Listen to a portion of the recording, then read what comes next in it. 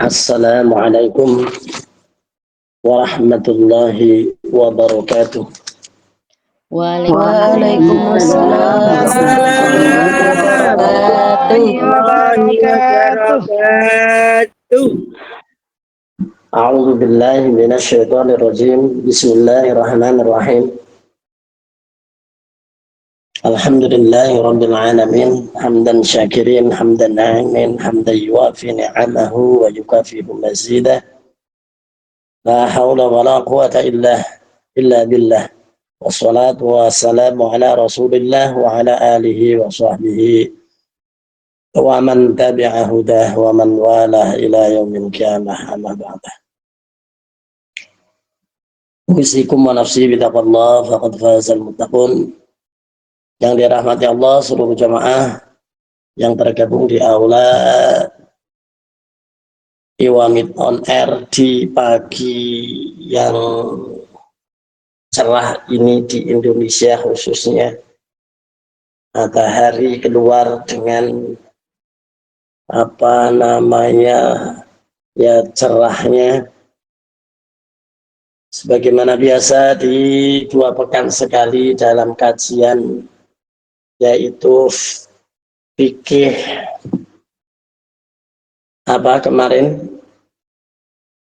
yang bukan tradisional, Fikih klasik tradisional. Ya, fikih klasik. Oke. Fikih klasik tulisannya cek tradisional ya wes. Alhamdulillah wa syukurillah, kesempatan ini kita manfaatkan sebaik-baiknya untuk mengulang dan mengulang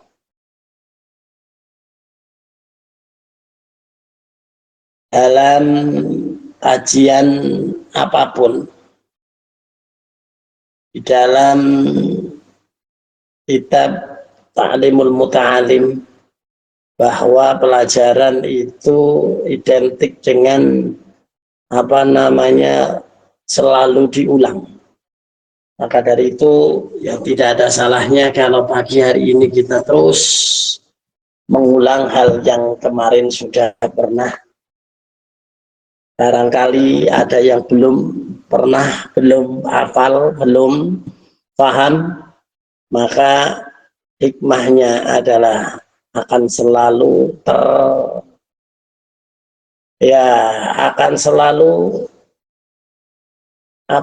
terpatri ya di dalam hati kita.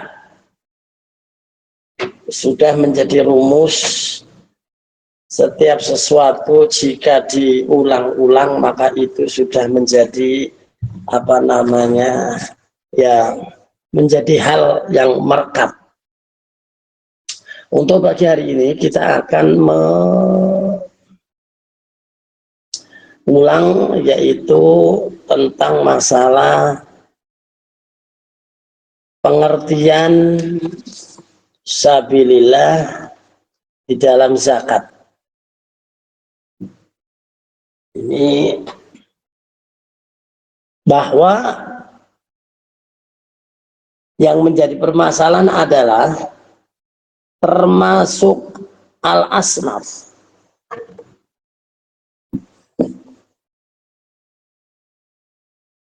Termasuk al-asnaf yang thamaniyah atau 8 golongan yang berhak menerima zakat, yang disebut dengan dalam Al-Quran adalah golongan fisabilillah. Apakah yang dimaksud dengan fisabilillah di dalam ayat itu? Sebab ada pendapat yang mengatakan bahwa sabilillah itu adalah mencakup kepada semua bentuk kebaikan, seperti membangun masjid dan madrasah atau bangunan-bangunan sosial yang lain. Jawabnya adalah ayat yang menjelaskan tentang 8 golongan yang berhak menerima zakat terdapat pada yaitu surat At-Taubah ayat 60 yang berbunyi a'udzubillahi minasyaitonirrajim bismillahirrahmanirrahim innamas shadaqatu lil fuqara'i wal masakini wal 'amilina 'alaiha wal mu'allafati qulubuhum wa fir riqabi wal gharimin wa fis sabilillahi wa fis sabil fariidatan minallah wallahu 'alimun hakim. Tarkibnya adalah innama sodaqotu santan meneh angin pestine sodaqoh iku lil fuqara kanggo wong-wong fakir wal masakin lan wong miskin wal amilina lan wong kang yo ngurus alaiha ing atase zakat wal muallafati qulubuhum lan wong kang den ya den apa jenenge ya wong sing den alaf atine wa firqa bilan kaduwe sanak parek yang mengandung fuqara masakin amilin dan sebagainya tadi wal gharimin lan wong kang akeh utange wa fi sabilillah lan ing dalem dalane Gusti Allah wa benisabil lan wong kang lelungan faridatan den pertuakan minallahi saking Gusti Allah wallahu ta'ala Gusti Allah iku halimun dat kang mangerteni hakim untuk kang wicaksono hakim.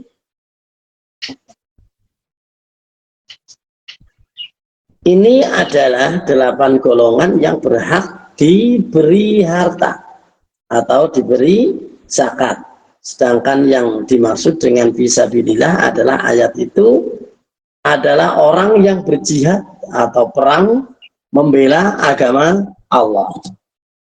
Ini makna aslinya atau yang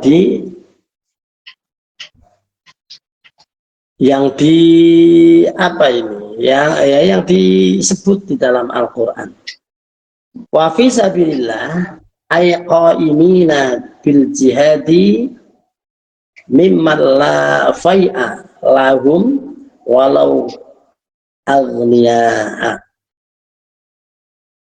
Wa fi sabilillah sing dimaksud wa fi sabilillah itu ay qaimina utawi wong kang netepi jihadi bil jihadi kelawan jihad mimman saking wong la fai'a kang orang duwe sangu lan duwe man atau wong kang yo orang duwe bekal entek bekale walau ahlian lan semejan jane nang omah sejatine wong iku yo ahliya termasuk wong sing sugih tapi karena dalam peperangan dan sudah tidak ada bekal dan sebagainya.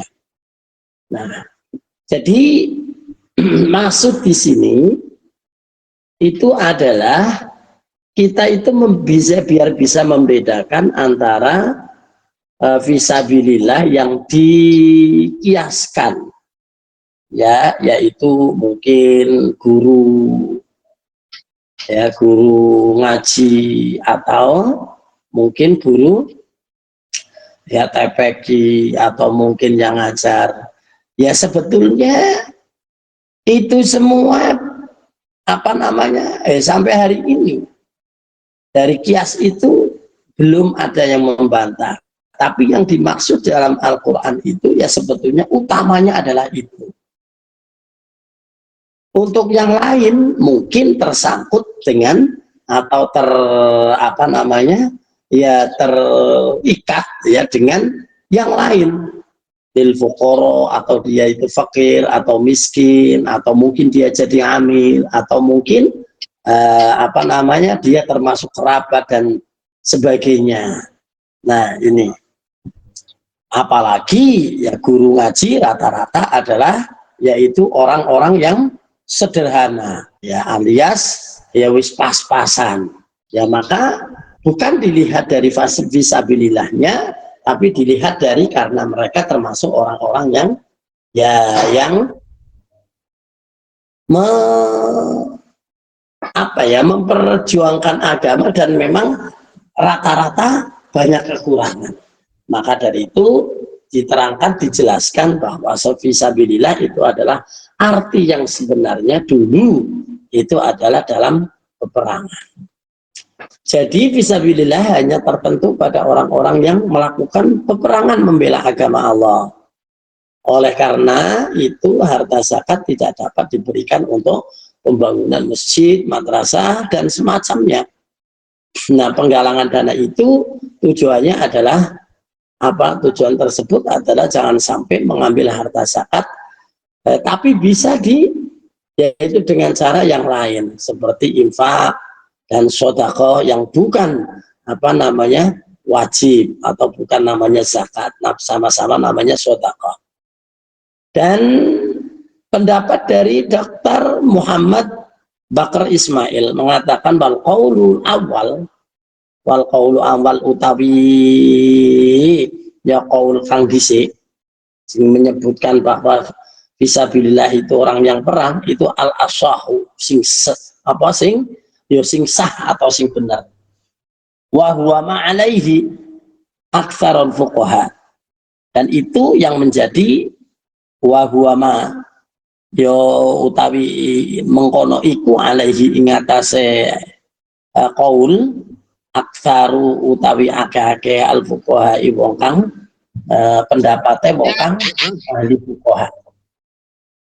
Terus wabinaul masjidi wal madrasati, wabinaul masjidi utawi bangun masjid, wal madrasah wal madarisi lan piro-piro madrasah, wal muqabiri lan piro-piro ya mungkin kuburan atau fasilitas yang ada di kubur, fasilitas umum. Wa nahwi halan soyosa liya-liyane sakadane innama yatimu wa innama yatimu satemene yo yatimu den urus iku mau min sedaqati tatawwu ing saking sedaqah tatawwu, sedaqah sunnah, bukan dari zakat. Zakat sedaqah tapi itu wajib, tapi kalau untuk sedaqah ya termasuk urunan ya, atau mungkin infak atau mungkin yang lain. Tapi kalau untuk sedekah harus di antara 8 asnaf itu yang didahulukan. Terus la min zakatil mafrudati, ora saking diurus saka zakat kang den fardhuaken. Idhiya sebab ya utawi sedekah iku maksusatin mukhtasin dan khususaken bil asnafi kelawan yo pembagian samaniyati kang 8 asnaf tadi. Alwaridati kang den yo runtut fil ayati ing dalam ayat. Nah, kesimpulan sabilillah adalah yaitu ayat yang tidak dapat diartikan dengan segala jalan kebaikan, sebab yang dimaksud hanyalah orang-orang yang berperang di jalan Allah. Nah, ini hanya menguatkan saja. Mungkin itu untuk pertemuan kali ini. Kita lanjutkan dengan si malakama. Silahkan inspirasikan masalah Anda, langsung aja. Kami akan membantu Anda. Ini mari kita bersama-sama untuk bukan meramaikan, jadi untuk menguatkan ini kita gunakan di dalam ruang Simalakama ini adalah untuk mengulang atau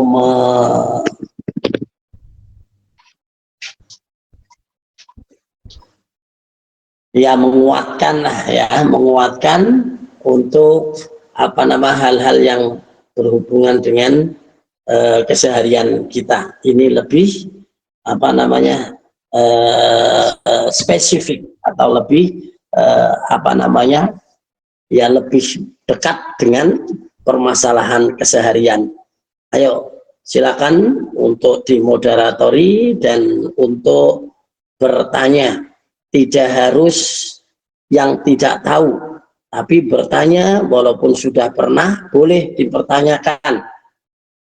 Dan bertanya itu ada beberapa hal. Yang pertama adalah karena belum tahu.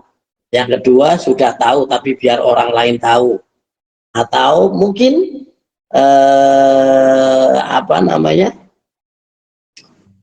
ya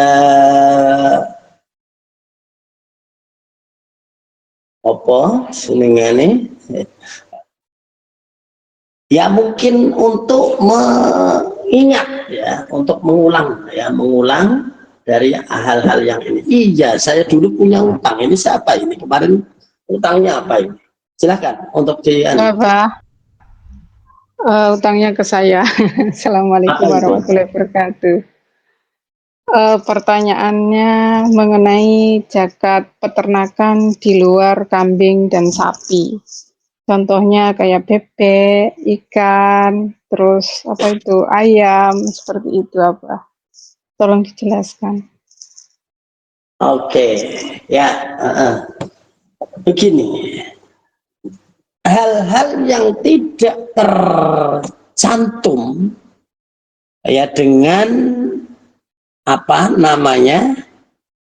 dengan zakat yang termaktub di dalam kitab, seperti dulu pernah saya sampaikan, itu adalah kiaskan atau disamakan atau dibandingkan dengan yang ada zakatnya. Jika itu adalah nisabnya itu terjadi. Contoh untuk kambing kayaknya 40 apa berapa ya? Ya, saya agak lupa itu. Coba nanti dicari. Ya, dicari untuk kambing, sapi dan sebagainya, ambil itu. Ya, untuk contoh. Jadi kalau seandainya bebek atau itik atau sekarang itu wah mau apa aja diingue. Ya, kalau di Cina itu kemarin ada kodok barang itu kodok diingu. Terus apa sekarang di Indonesia jangkrik karena banyaknya penggemar manuk-manuk itu. Apa? Cacing yang sekarang lagi booming. Ada cacing, ada apa? Ya, jika itu dalam skala yang mungkin sama ya dengan yang ada termaktub, ya dia itu boleh. Tapi biasanya untuk orang-orang kampung nggak akan tercapai untuk itu. Atau mungkin yang kita lihat bebek yang pada saat ini di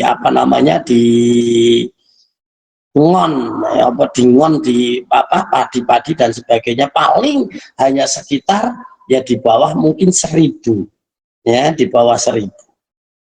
Nah, maka kalau itu dibandingkan umpama bebek itu sudah sama dengan ya dengan hewan-hewan seperti kambing atau sapi, karena yang disampaikan di sana adalah kambing dan sapi, terwelu dan sebagainya itu tidak disebutkan. Tapi jika banyaknya itu sudah sama ya dengan nisabnya hewan-hewan yang yang disebutkan di dalam fikih, maka itu menjadi ukuran. Saya agak lupa ini karena jarang sekali untuk di sini. Mungkin untuk di NTB atau mungkin di mana itu sapi itu memang benar-benar banyak, itu kadang-kadang punya 1 orang dan sebagainya. Tapi kalau di Indonesia punya sapi 3 aja kadang-kadang sudah kerepotan ngurusin. Tapi yang dimaksud ternaknya kayak di Arab itu kita lihat ternaknya itu benar-benar dia itu tidak ngarit. Tapi kalau yang di Indonesia dengan makan saja harus didulang, harus diurus dan sebagainya, ya sangat jauh dari kewajiban untuk apa namanya, ya untuk zakat. Kalau sapi telu dizakati, umpani ya bingung. Jadi Islam itu sangat adil sekali. Yang dimaksud zakat di sini adalah jika dia itu memang menggunakan atau apa namanya tidak menguras tenaga seperti di ladang rumput ya, atau mungkin kalau sekarang ya mungkin di pinggir pantai dan sebagainya. Tapi sekarang di pinggir pantai juga sudah tidak bisa, karena biasanya sudah banyak ditanduri, ditanemin semangka, buah-buahan yang lain. Repot sekarang itu orang punya punya ternak. Ya mungkin itu ya, jadi dikiaskan. Oke, mungkin itu. Yang lain? Assalamualaikum warahmatullahi wabarakatuh. Waalaikumsalam warahmatullahi wabarakatuh. Iwami hati yo, Allahu Akbar, barokallah. Nggih, Bah, tepangaken kula sutri badhe nderek tangklet mengeten, Bah. Niki lek wonten ajenge lek teng kamar mandi niku lek ajenge nyuwun air wudu, mundhut air wudu ngoten niku turene mboten asal bismillah. Tapi otomatis lek teng Taiwan niku ajenge mundhut air wudu niku teng kamar mandi, Bah. Lah, pripun ngoten niku, Bah? Niku mawon pertanyaan kula. Oke, ya. Ini apa namanya? Sangat pertanyaan yang sangat baik, bagus, karena adalah untuk kehati-hatian. Begini, yang namanya kamar mandi, WC dan sebagainya itu adalah identik dengan tempat najis. Nah itu kan. Nah sekarang yang namanya tempat najis itu, yang najis itu apanya? Najisnya apa tempatnya? Ya yang najis itu adalah bukan tempatnya, ya najisnya itu atau sesuatu yang berhubungan dengan najis seperti klosetnya ya dan sebagainya. Kloset saja itu ya yang najis mungkin yang dalamnya kalau tidak dibersihkan. Nah kalau dibersihkan atau apa seperti kan ada kloset duduk. Nah kalau di Taiwan rata-rata duduk. Kalau dalamnya mungkin, tapi tutupnya jika dibersihkan ya tetap saja bersih. Nah maka dari itu dalam keadaan ya tidak bisa mengambil wudhu di tempat yang lebih baik, maka boleh. Ya saya sendiri untuk sekarang di rumah sering saya wudhu sekaligus dari WC sekaligus wudhu di situ. Ya karena tidak ada tempat ya wudhu tersendiri. Ya, tapi ya itu tadi harus disterilkan. Artinya apa ya, digontor, dianu dan sebagainya. Jadi begitu. Jadi yang dimaksud tidak boleh baca bismillah itu. Bismillah itu adalah baca Al-Quran dengan tidak ada tujuan apapun. Tapi kalau tujuannya itu membaca doa atau membaca niat dan sebagainya, ya tentunya itu bukan hal yang terlarang. Kecuali umpama lagi di WC lagi kok baca Quran, itu ya memang dia tidak boleh kalau tempat itu. Tapi kalau dia wudhu, dan mau wudhu di mana, doanya di mana, ya maka dari itu di situ. Yang namanya tidak boleh juga artinya berjenjang. Artinya begini, kalau dia benar-benar membaca Al-Quran kok di WC di kamar mandi, jelas itu dilarang. Tapi kalau dia membaca bismillah untuk doa atau mungkin niat wudhu, itu ada makfunya, pantas mau gimana. Nah terus itu tahapannya. Tahapan yang terakhir yang jelas boleh itu apa? Kita berdoa, niat wudhu dan sebagainya, baca bismillah itu adalah di dalam hati. Nah, kalau sudah di dalam hati ya boleh-boleh saja. Apalagi ada tujuan yang tidak melecehkan. Yang tujuannya melecehkan itu yang dilarang tuh. Contoh yaitu tadi, ngonderes kok malah karon dodok. Ya enggak boleh. Ya, tapi kalau kita berdoa, umpama masuk WC, ya bismillahirrahmanirrahim, habis berdoa masuk WC, atau mungkin doa keluar WC, dibacanya di mana? Ya pada saat dia mau keluar masih di WC. Ya tentunya biasanya digandengkan dengan bismillah. Bismillahirrahmanirrahim. Alhamdulillahilladzi azhaba 'anil ada wa afani. Ya sudahlah, yang penting bukan ada niatan melecehkan ataupun lahan itu tidak ada tujuan apa-apa, itu tidak boleh. Tapi kalau ada tujuan, kalau mungkin untuk doa dan sebagainya, ya tentunya boleh. Apalagi dilakukan dengan doa kan tidak harus dikeraskan dalam hati. Biasanya kalau saya saat-saat ini ya sudah tidak ada yang namanya wudhu, yang tidak ada bismillahirrahmanirrahim, apa itu wudhu alirrafil hadasil asqori fardolillahi ta'ala. Ya udah nggak pakai kayak gitulah. Ya kalau masih mengajari anak-anak TK, TPQ itu udah memang untuk biar mereka hafal. Itu kalau ini ya sekarang sudah lafalnya itu saja kadang-kadang sudah secara otomatis keluar dalam hati kita. Bahwa itu wudu'an dan sebagainya akan selalu hafal, dan itu dipraktekkan hanya di dalam hati. Mungkin itu. Jadi boleh ngambil wudhunya di situ saja, di kloset. Bukan di kloset, di mana? Biasanya yang ada air itu kan kalau di Taiwan itu kayaknya mana ya, kalau di WC malah nggak ada air kalau menurut saya.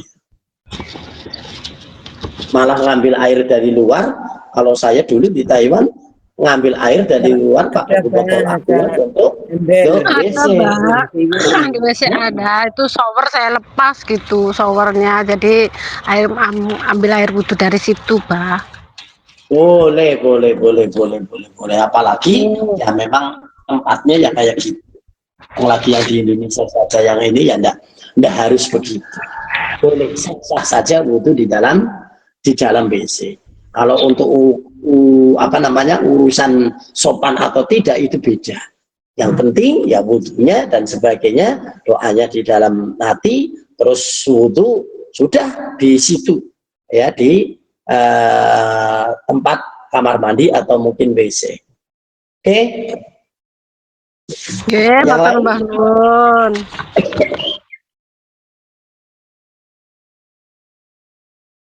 Yang lain? Assalamualaikum warahmatullahi wabarakatuh. Waalaikumsalam warahmatullahi wabarakatuh. Allahu akbar barakallah. Kula busrami saking anggrek merah. Badhe nderek tangklet apa? Niki masalah menjawab azan. Kan selama saya sakit ini kan sholatnya di rumah, ndak ke masjid.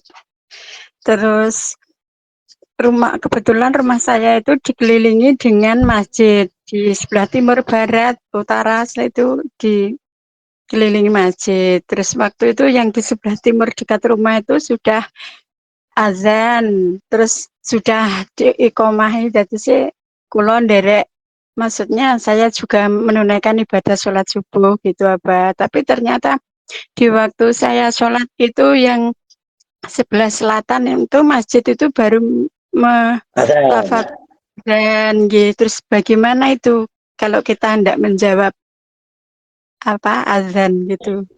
Mana tolong dijelaskan Abah, matur suwun. Assalamualaikum warahmatullahi wabarakatuh. Waalaikumsalam warahmatullahi wabarakatuh. Ya. Bagus, ini berarti jenengan sekarang di Indonesia apa di Taiwan? Boten pernah ke Taiwan, apa pancitan Indonesia. Taiwan. Di mana ini? Di Indonesia, di Magetan, apa? Magetan, Jawa Timur. Belum pernah ke Taiwan, belum pernah ke luar negeri? Belum. Ini ibunya luar biasa.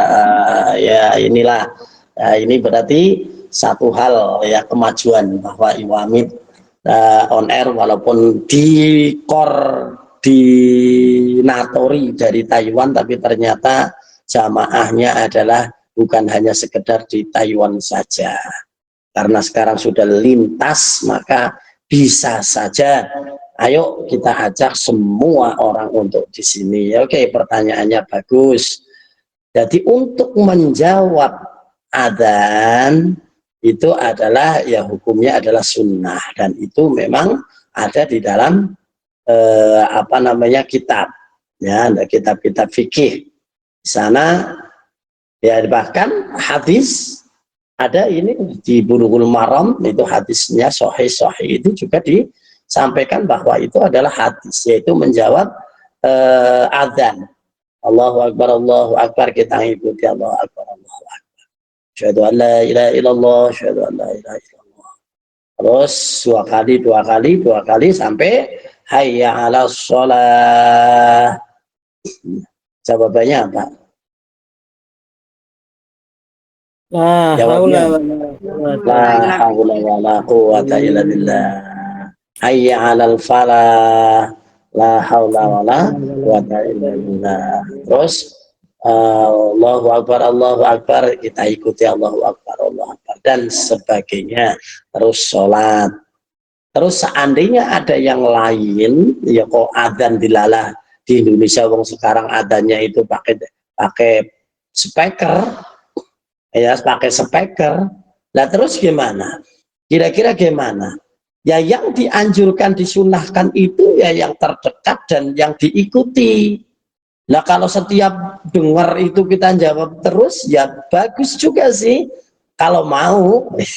Kalau mau loh, kalau mau itu apalagi nanti ada sekarang aneh itu, bukan hanya sekedar itu. Kalau di tempat saya ada yang adanya itu tepat waktu, tapi ada wong di kampung itu sebagian jam 5 baru adzan, pakai corong lagi, pakai pengeras lagi. Lah terus gimana? Ya, yang namanya anjuran untuk menjawab adzan itu kan boleh-boleh saja dan tidak boleh keras. Ya udah dalam hati saja sambil apa namanya? Ya sambil kegiatan. Ya yang penting yaitu tadi kegiatannya tidak yang bermaksud adalah di tempat-tempat yang khabis atau yang jember. Udah kita jawab sambil jawab itu kan cuma pakai bibir jika kita mau. Tapi kalau udah nggak mau, tadi sudah, ya tidak apa namanya, tidak ada beban. Ya tidak ada beban, maksudnya apa? Menjawab lagi boleh, nggak menjawab juga sudah boleh. Gitu. Mau nggak jawab juga nggak dosa. Itu kan hanya anjuran, bukan kewajiban atau sunnah hukumnya. Sunnah itu jika dilakukan dapat pahala, ditinggalkan tidak berdosa. Ya itu. Maka kalau jangan kepingin pahalanya banyak, ya udah.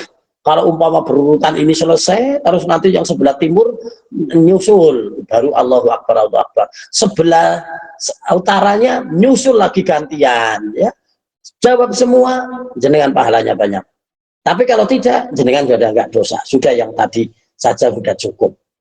Orang jawab kabeh belas, ya.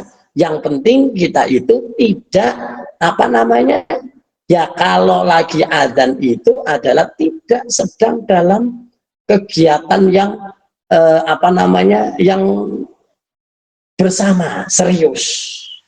Artinya bersama serius seperti ada apa namanya acara-acara, jika ada adzan dan sebagainya itu biasanya berhenti dulu.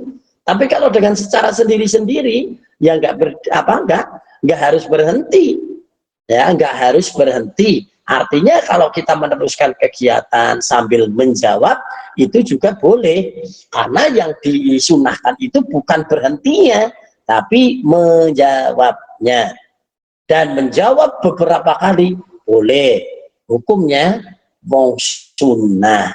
Tadi sunnah yang pertama sudah, yang kedua kepengin ganjarannya wakeh, paham? Boleh-boleh saja. Jadi menjawab boleh, nggak boleh menjawab juga boleh, karena tadi sudah menjawab dan sudah sholat. Itu kan panggilan untuk sholat. Nah kalau sudah sholat kan sudah, berarti sudah tidak dipanggil. Dia sedang memanggil yang belum sholat. Kayak gitu. Oke, yuk yang lain. Cuman apa? Bagus ini dari Magetan Jawa Timur. Wah berarti Solo Ngidul ya. Apa? Dekat Tani Gunung gunung, ya dekat gunung apa namanya? Lawu ya. Lawu, Sarangan Iya, apa? iya saya dulu apa namanya ya pernah lewat ke sana waktu masih sering ke Jawa Timur pakai motor. Yuk, yang lain silakan. Ayo, masih ada waktu 20 menit. Bertanya adalah membuka pintu ilmu. Karena Assalamualaikum warahmatullahi wabarakatuh, Abah. Waalaikumsalam warahmatullahi wabarakatuh. Nggih, izin bertanya, kula Husnul dari keluarga Mawarwangi. Di Taiwan. Nggih, di Taiwan, Abah. Ya Sering sudah, tadi kalau nggak sekali. ngomong, ya kalau tadi nggak Nggih, dianu nggak tahu kalau di itu. Ya, ya, ya. nggih, Sudah di lupa, Taiwan. Abah. Nggih, Masya Allah, nggih. Mau tanya, Abah, sering kali setiap pas pengabsenan, misalkan di Iwamit, nggih, Abah, pengabsenan, apa pas jawab salam, apa pas sholawat gitu, nggak apa. Pas niku kulol pas lagi nyekam bae. Nah, kan pengennya nggak mulut itu lisan itu menjawab salam kan apa meskipun di dalam mood.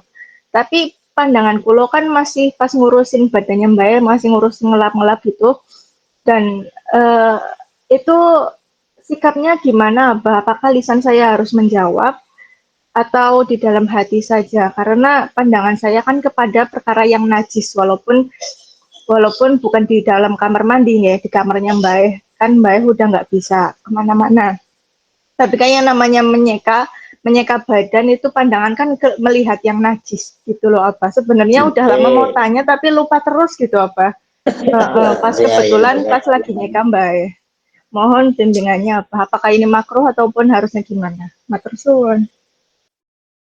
Waalaikumsalam warahmatullahi wabarakatuh. Cerdas pertanyaannya karena ini termasuk hubungan dengan fadhailul amal. Apa itu? Yaitu menyempurnakan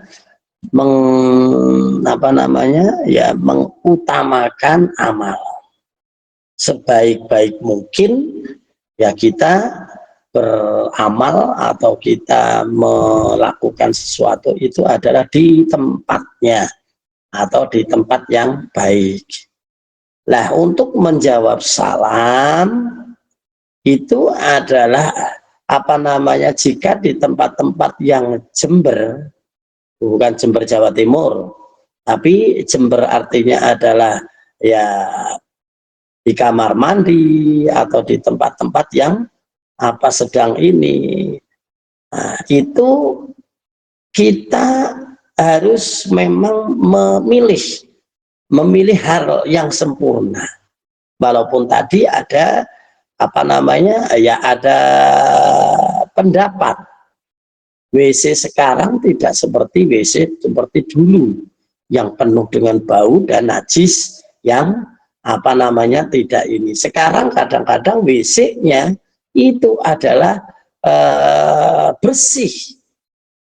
WC Apakah Taiwan WC malah anu bah kalau WC bersih itu malah kinclong malah tentang Taiwan kan buatan nonton lah sama ya air dimanapun lantai. sekarang sudah rata-rata kok.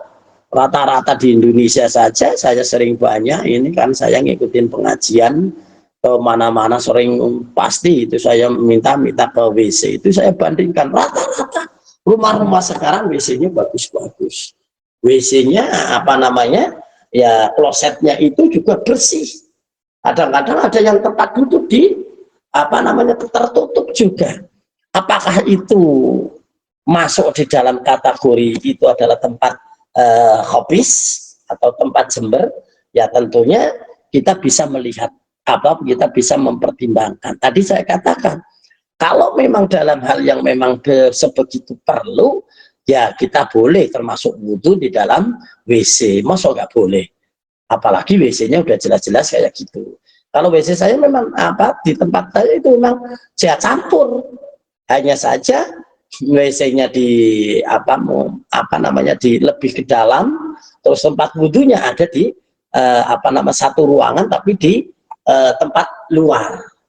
Nah itu di situ sering ya saya wudhunya nggak ada yang lain karena saya nggak ada tempat wudhu seperti masjidnya, tidak ada ya satu itu. Nah maka kalau kita itu menjawab salam termasuk dan sebagainya, ya kalau kita sudah yakin bahwa tempat itu adalah bukan tempat yang jember atau mungkin ini, ya boleh-boleh saja menjawab salam. Jadi itu apalagi apalagi yang dimaksud itu malah justru lebih sensitif ke tempatnya, bukan ke keadaannya. Contoh, mumpuk jenengan ya sekarang sedang megang barang najis, taruhlah untuk yang di Taiwan itu masih ada yang mungkin masak babi umpama. Ya kalau di Indonesia ya sedang megang bangkai ayam, mau buang ayam, terus ada orang salam karena sedang megang bangkai ayam, gimana? Tetap menjawab apa enggak? Ya tetap saja menjawab, karena itu adalah bukan apa yang dituju adalah tempatnya ya, tapi keadaannya memang dia itu lagi aktivitas di situ. Nah makanya seperti jenengan sedang nyeka dan sebagainya, itu kan bukan tempat najis walaupun yang dipegang najis, tetap saja jawab. Yang namanya menjawab itu apalagi di on air itu memang lebih unik lagi. Kalau semua menjawab itu dengan membuka mood, ya bobrabre. Artinya sangat riskan, apalagi nanti kalau habis jawab lali tidak ngemut lagi, malah ribut. Yang penting jenengan itu bisa menjawab walaupun tanpa membuka mood. Ya walaupun nanti ya harus ada mungkin yang membadali lah. Seperti kayak saya salam karo salam kok enggak ada yang jawab sama sekali, ya kelihatannya gimana. Tapi saya yakin karena di on air ini adalah memang sensitif, maka jenengan memaknai wajib menjawab adalah satu ya dengan cara tidak harus buka mood. Tapi bagi yang buka ya jawaban dengan sambil buka mood. Kok tidak bisa menjawab dengan suara keras, apalagi itu dianggap aneh kalau nanti majikannya dengar itu, nanti darani apa jenengane mantra-mantra yang gak bagus. Nah malah justru jadi fitnah. Ya sudah, jawaban dengan hati, waalaikumsalam, atau yang pelan saja. Yang penting jawab, karena yang dimaksud wajib di sini tidak ada aturan harus keras atau pelan. Ya sesuai dengan situasi dan kondisi. Tapi jangan dikasih toleransi, nanti singkat malah bahaya nih. Sudah, monggo yang lain.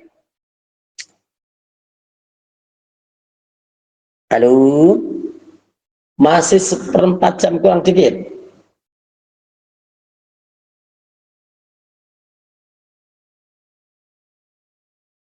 Ayo, ini kelihatannya sekarang hidupnya sudah pada enak-enak ini. Artinya tidak ada masalah dalam keluarga dan sebagainya. Assalamualaikum warahmatullahi wabarakatuh. Waalaikumsalam. Ya, masih ada 2 kali lagi insyaallah. Gimana? Ibu, saya Ibu Suli Setiawati dari Lampung, Pak. Ya, ini mau menanyakan gini, Pak. Di sini saya kan tinggal di kampung dengan nenek. Nah, setiap hari itu sembayangan gitu, Pak.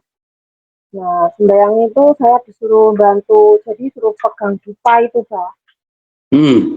Tapi kalau saya pegang dupa yang saya baca astagfirullahaladzim gitu, berasa saya takut gitu. Masuk di kuil karena rumahnya kan dekat sama kuil. Jadi setiap hari pagi itu membantu ke kuil pegang dupa. Itu bagaimana ya, Pak? Hukumnya apa? Oke. Kalau saya ya sudah, kalau saya dulu malah bukan hanya sekedar megang, disuruh ikut-ikutan, disuruh mantuk-mantuk dengan megang dupa. Ya, terus gimana? Masuk, Pak. disuruh mantuk-mantuk kan. Ya, yang namanya gerakan itu kan boleh-boleh saja. Artinya untuk menghindarkan fitnah karena memang kita lagi di situ, apalagi gerakan-gerakan itu kan tidak menunjuk apa namanya, yang namanya gerakan itu adalah sesuai dengan tujuannya. Kalau kita tujuannya adalah ikut nyembah seperti mereka, ya salah. Maka dari itu hati kita itu harus harus ditata bahwa gerakan ini adalah bukan kita ikut, tapi kita itu hanya apa namanya ya wis apa lah niatnya, yang penting bukan ini adalah niat sembahyang, bukan. Malah saya kadang-kadang malah justru waktu itu dengan kerasnya, dengan mantuk-mantuk itu saya itu baca ayat kursi. Allah la ilaha illa huwal hayyul qayyum la ta'khudhuhu sinatun wa la nawm lahu ma fis samawati. Dulu saya juga disuruh sembahyangan sujud juga seperti dia, Pak. Tapi saya bilangnya la ilaha illallah, la ilaha illallah, la ilaha illallah. Kita baca itu, kita baca ayat-ayat Allah situ. Nanti kalau dikatakan kamu baca apa? Doa untuk mendoakan jenengan biar sehat, rezekinya akeh, cara ala yo wis. Apalagi sekarang itu apa namanya, yang namanya negeri Cina ini sekarang ya sedang apa namanya, toleransinya khususnya adalah dengan Islam itu sangat luar biasa sekali. Bahkan sekarang untuk di Eropa, di Cina dan sebagainya, saya nggak tahu. Untuk sekarang di Taiwan itu berapa persen ini? Kalau dulu waktu saya di situ hanya 1,5%. Sekarang mungkin sudah 3 sampai mungkin 4 atau 5% penduduk sana yang apa namanya itu semakin hari itu semakin banyak. Saya dulu itu kalau pas itu senangnya itu di Taichung, Masjid Taichung itu dulu. Itu banyak orang-orang Taiwan yang dia itu agamanya ya Konghucu dan sebagainya datang ke masjid itu untuk mencari, untuk bertanya-tanya tentang Tuhan, untuk bertanya ini. Nah di situ langsung dilayani dan sebagainya, banyak sekali yang langsung syahadat di situ. Jadi toleransinya itu sangat luar biasa sekali. Jadi kalau kita hanya sekedar ngikut-ikutan atau mungkin karena kita yang ikuti lagi kerja, ikuti saja. Tapi hati kita itu harus ditata. Jadi ya ditata. Dan itu kalau dalam Al-Quran dikatakan bahwa apa namanya ya kecuali hati yang tetap pendiriannya kepada Allah, maka yaitu ya kita menggerakkan apa saja sudah, kita baca ayat kursi, kita baca apa dan sebagainya ayat-ayat Allah, pasti tidak dilarang, mereka juga nggak tahu kok. Ya, untuk membuang fitnah saja lakukan, daripada jenengan membantah ini malah akhirnya risikonya nanti kalau jenengan itu nggak disukai mereka. Yang penting yaitu tadi bilang bahwa saya ini adalah muslim. Kalau saya bergerak kayak gitu apa namanya saya juga mengikuti, kenapa saya tidak boleh sholat, malah justru untuk jadi bahan argumen kepada apa namanya kepada majikannya.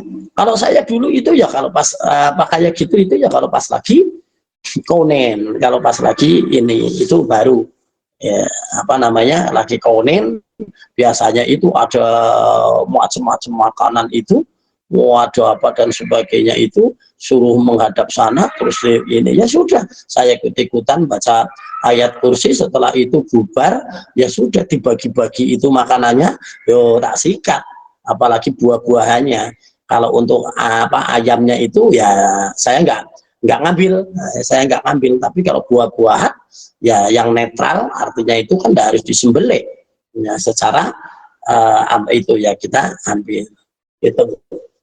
Oke, silakan saja, yang penting hatinya jangan sampai kita itu ikut mereka, apalagi merasa nyaman dengan itu. Kita hanya membuang fitnah dan kita menggunakan cara sendiri, bahwa itu adalah bukan gerakan menyembah, itu saja. Yang namanya pakai dupa, orang muslim juga bisa pakai dupa, boleh kok. Dalam berdoa itu pakai dupa, cuma ya tidak mantuk-mantuk. Kalau pas lagi zikir di situ itu dikasih dupa boleh, itu dupa kan hanya pewangi. Ayo.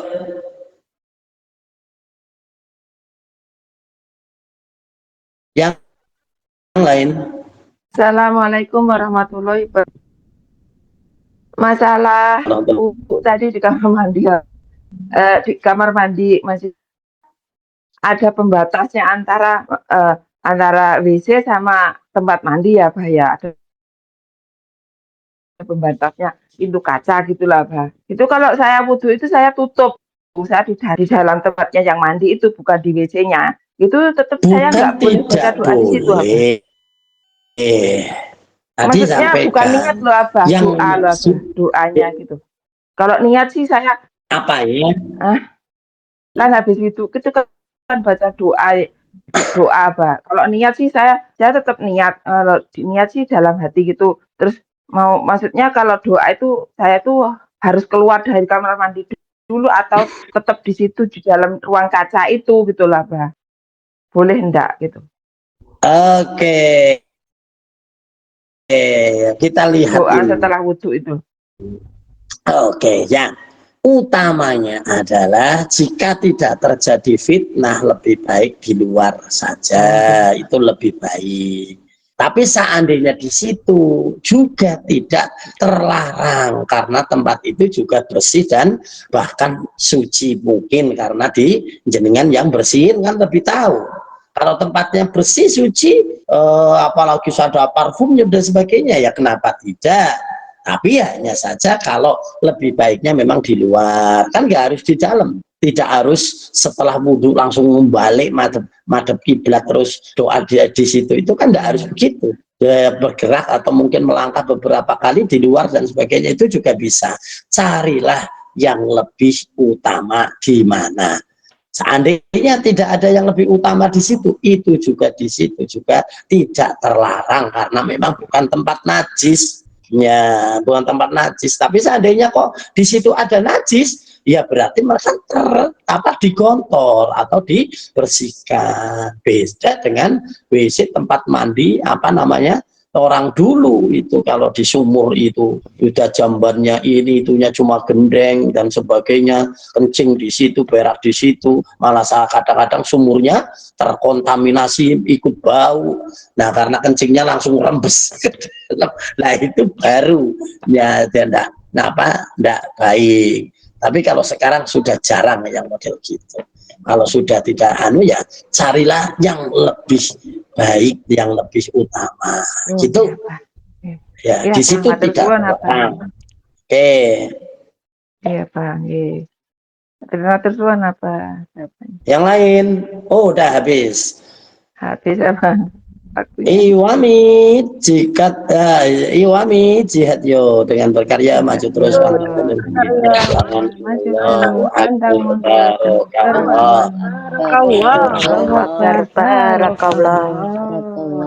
Alhamdulillahirabbil alamin. 104 luar biasa, tapi ini masih jauh dari 500. Maka kalau memang bisa target kita silakan untuk kita ajak teman untuk bergabung dengan satu grup yaitu 500 orang. Ini adalah apa namanya pengembangan ya dari dakwah. Kita mengajak orang lain di sini apa namanya untuk saling berwatawasobil haq watawasobis sober. Jadi bukan berarti dakwah itu harus mengislamkan yang tidak Islam, tidak. Berdakwah adalah yaitu tadi dalam rangka watawasobil haq watawasobis sober. Ingat, mengingatkan dalam kebaikan ya termasuk ini. Dan dengan bertanya saya menjawab, ini kan saling mengingatkan. Atau mungkin yaitu dengan apa namanya menyampaikan hal-hal yang sabar dan sebagainya. Maka dari situ jawaban-jawaban yang saya sampaikan, walaupun saya kadang-kadang nggak sabar, tetap saja sabar ya memang kayak gitu. Nah jadi tidak harus begini. Jadi nggak ada istilah wah Pak Misbah ngomongnya tok sabar tapi nyatanya raiso sabar. Ya memang kita kan harus mengingatkan sabar. Ya kalau diri kita nggak sabar itu ya salah kita, bukan salah siapa.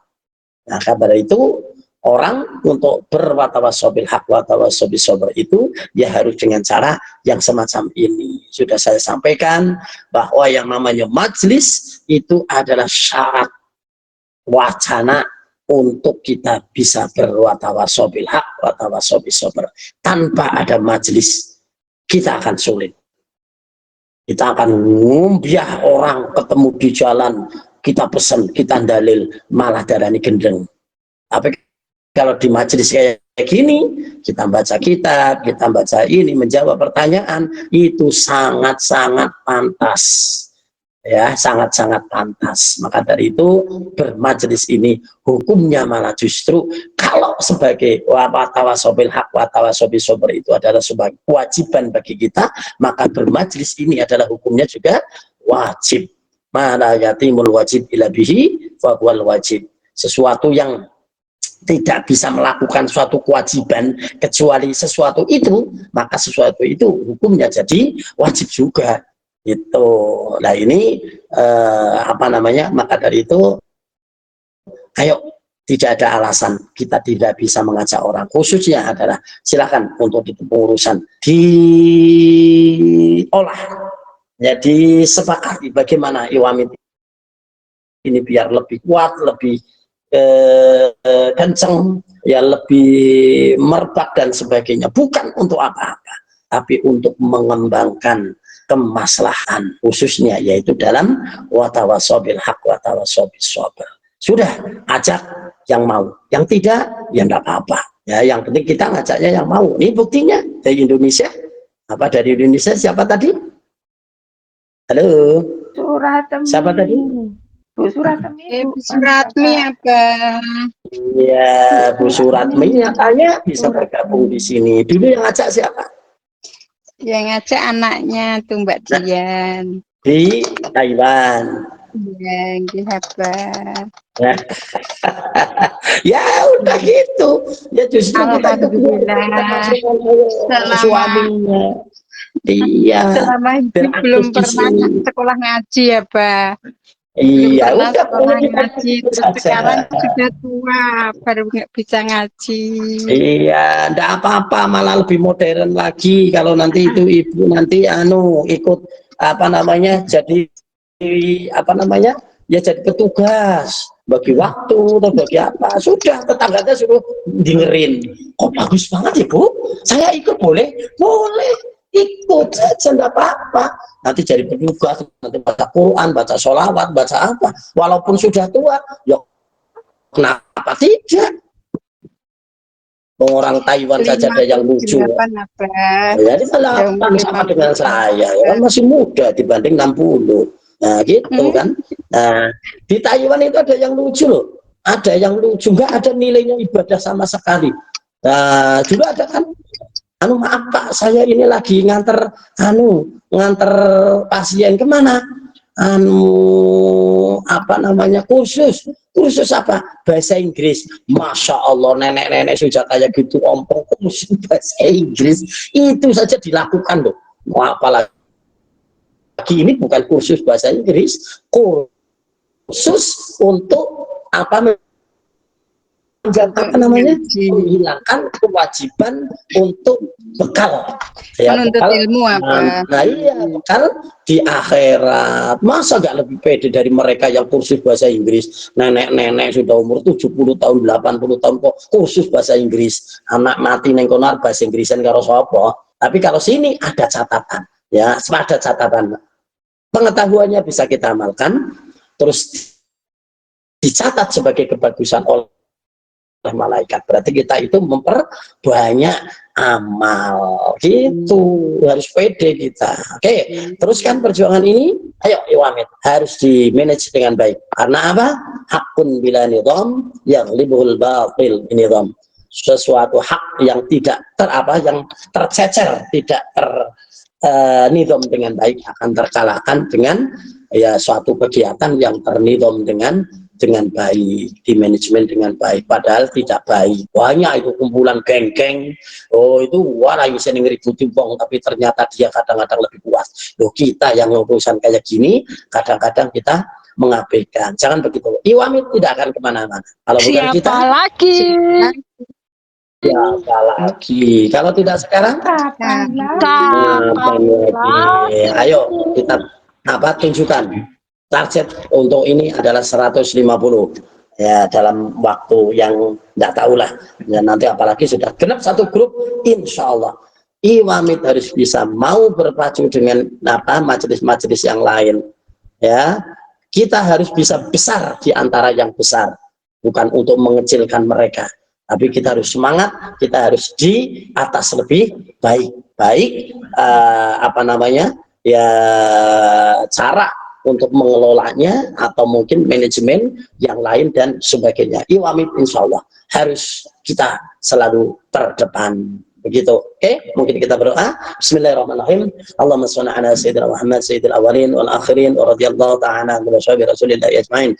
Alhamdulillahirabbil alamin, hamdan syakirin, hamdan na'imin, hamdan yafi ni'amahu wa yazidah. Ya rabbana lakal hamdu kama yanbaghi li jalalika wa 'azimi sultanik. Allahumma arina al-haqqa warzuqna ittiba'ah wa arina al-batila batila warzuqna ijtinabah. Allahumma rabbana la tuzigh qulubana ba'da idh hadaytana wa hadaitana wa hab lana min ladunka rahmah innaka antal wahhab. Allahumma iftah alaina أبواب رحمتك أبواب فضلك أبواب علمك أبواب رزقك واهدنا فإن ضال علمنا فإن جاهل اللهم اجعلنا وأولادنا وذريتنا قرة أعين واجعلنا للمتقين إماما. اللهم اجعلنا وأولادنا وذريتنا من عبادك المتقين من عبادك الصالحين. اللهم اجعل مجلس إوامة الأمر مجلسا مباركا مجلسا نافعا مجلسا مأمورا. اللهم أعز الإسلام اللهم أعز الإسلام والمسلمين في بلد تايوان وبلد إندونيسيا وبلد العامة. إنك على كل شيء قدير إنك على كل شيء قدير. اللهم بارك في عمرنا اللهم بارك في رزقنا اللهم بارك في جسدنا اللهم بارك في أهلنا اللهم بارك في كل حالنا يا الله. ربنا آتنا في الدنيا حسنة وفي الآخرة حسنة وقنا عذاب النار. وصلى الله على سيدنا محمد. سبحانك ربك رب العزة عما يصفون وسلام على المرسلين والحمد لله رب العالمين. الفاتحة. أعوذ بالله من الشيطان الرجيم. بسم الله الرحمن الرحيم. الحمد لله رب العالمين الرحمن الرحيم مالك يوم الدين إياك نعبد وإياك نستعين اهدنا الصراط المستقيم صراط الذين أنعمت عليهم غير المغضوب عليهم ولا الضالين. آمين.